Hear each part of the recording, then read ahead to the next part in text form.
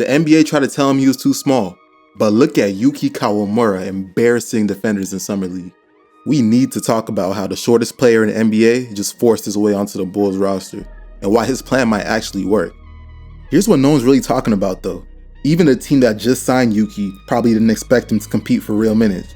But if you actually watch the film and look at the Bulls roster situation, he might end up stealing that backup point guard spot in Chicago. And he might just be doing it in a way that we haven't seen from a guard his size in years. I mean, this dude's 5'8" and somehow still always the most electric player on the court. The Grizzlies ended up cutting him after barely giving him a shot. He joins the Bulls Summer League roster as a backup off the bench. And now, Yuki Kawamura is turning a two-way contract into one of the most intriguing storylines of the offseason. And the guy who started over Yuki on the Bulls Summer League roster just got cut to make space for his contract.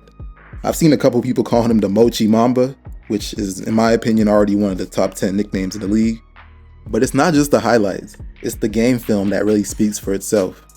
And in a league that's obsessed with size, length, and wingspan, Yuki's rewriting the rules. So hold up, let's rewind for a second. Yuki's been fighting an uphill battle for his whole career. And it's not just because he's 5'8". This man started playing professional basketball in Japan at the age of 16. So while most kids were out here figuring out their prom outfits or learning how to parallel park, Yuki was out there running pick and rolls against grown men in the B League. Fast forward a few years and he's the MVP of the league, averaging almost 20 points, over 8 assists, and basically running Japan's basketball scene before he even turned 24.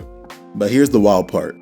Even with all that, he still had to go nuclear in the 2024 Olympics just to get a look from an NBA team. And he didn't just play well, he was one of the best international players over a 2-year time period. In the 2023 World Cup, 15 straight points against Lauri Markkanen and the Finland national team in the fourth quarter. And then the next year, in the Olympics, put 29 on the French national team, with Wemby and Gobert standing in the paint. Let me say that again. He cooked the front court with Wemby and Gobert. Like, how many players had to do that just to get a two-way? But that performance right there, it cracked the door open for him. Memphis gave him a shot, but barely. They signed him to a two-way contract. He played in just 22 games, averaging about 4 minutes a night. Had Grizzly fans on the bench fiending for Yuki minutes. And it's not like he wasted his opportunity when he did get real minutes. He dropped a 12-point, 5-rebound, 5-assist game against Dallas, played well enough in the G League to get an All-Star nod, and still, Memphis let him go. And I'm not saying they were wrong from a franchise point of view, but let's be honest, Yuki had to do way more than most players just to be seen as average. But that's where the Bulls come in. Even though Chicago barely gave him minutes at first in the Summer League, Yuki flipped the script, averaging over 10 points, 6 assists, and 2 steals per game in Vegas. Only 2 other players in the Summer League hit that stat line. And remember, he wasn't even starting. But by the end of Summer League, the Bulls, seemingly forced by their own fan base, finally signed Yuki Kawamura to a 2-way contract after waiving Jameer Young. This was a quiet transaction for most NBA fans, but if you really know ball, you felt this. I don't think most people really understand how open the backup point guard spot is in Chicago. We know Josh Giddey's starting, but him and the Bulls are still in a weird contract standoff right now. Now yeah, the odds are high that he re-signs, but the fact that it's still even slightly uncertain shows just how fluid the guard rotation really is right now. This season, it's going to be a 3-man race for the backup point guard position between Trey Jones, Javon Carter, and Yuki. And while nobody's calling Yuki the favorite, he's quietly positioned himself to steal that role. And here's the thing, the Bulls want to run. They're young, they're athletic, they just drafted Matas Buzelis to be the future of the franchise. They don't need another ISO-heavy shot chucker. They need someone who can get them easy buckets. And that's where Yuki fits in perfectly. In a league that's pretty much forgotten what a traditional point guard looks like, Yuki's bringing that skill set back. He pushes the pace, makes quick decisions, creates open looks, and he does it all without dominating the ball. His passing instincts are just different. And I'm telling you, if he can consistently hit the 3, it changes everything.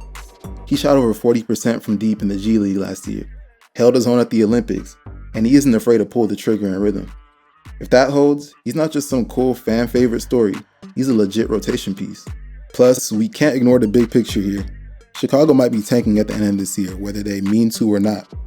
And if they start shutting guys down, Yuki could be looking at an extended run, and that's where things will really get interesting for him. Alright, let's actually take a deeper look into what makes this guy so effective. This play right here, the vision is just wild. Yuki's not just hitting the open guy, he's making the pass 2 seconds before the opening's even there. This play too, look how he slows down, waits for the roll man, he lets the play develop, then he tosses a clean bounce pass between the defender's legs. The crazy thing, for some of these passes, they aren't even safe passes. He's throwing lasers through traffic, behind the back, across the court. It's just pure feel. Then you factor in the shooting. Quick release, deep range, high confidence. If defenders go under screens, he's making them pay. Defenders go over screens, he's getting to the paint. One thing that's always been the Achilles heel of a small guard is defense. And look, on defense, Yuki's not locking anyone up, but his effort is nonstop. He'll pick you up full court, he'll jump passing lanes, he'll bait bad decisions. The truth is, any smaller guard trying to make it to the league should be studying every minute of Kawamura's tape. Yuki's proven that there's still a lane for undersized point guards, but you have to be elite at something. Even if Yuki never becomes a full-time NBA starter, his impact is already undeniable.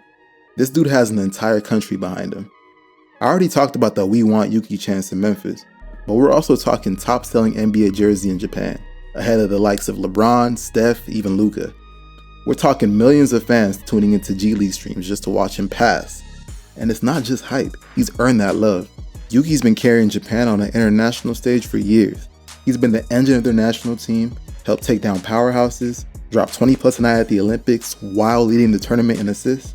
This is more than just a feel-good story. This is a blueprint. In a league that's all about wingspans and verticals, he's giving shorter players hope.